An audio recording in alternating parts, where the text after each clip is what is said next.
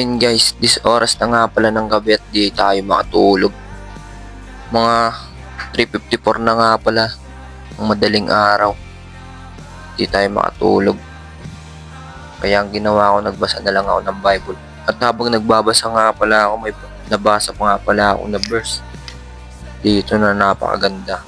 Kung feeling mo nahihirapan ka na, wala kang masasandalan, o marami kang pasanin na dinadala, hindi mo alam kung kanino ka lalapit, hindi mo alam kung kanino ka pupunta, kapatid, malinaw na malinaw ang sabi dito sa Bible.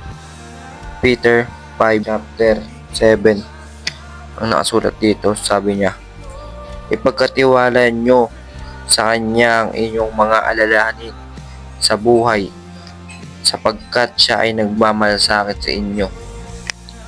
Kapatid, kung wala kang mapagsabihan, kung wala kang mapagkatiwalaan, andiyan yung Panginoong Jesus para sa iyo.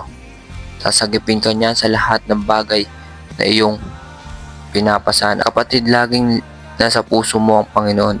Pagbuksan mo lang siya at papasukin mo siya. Ayun lang kapatid. God bless.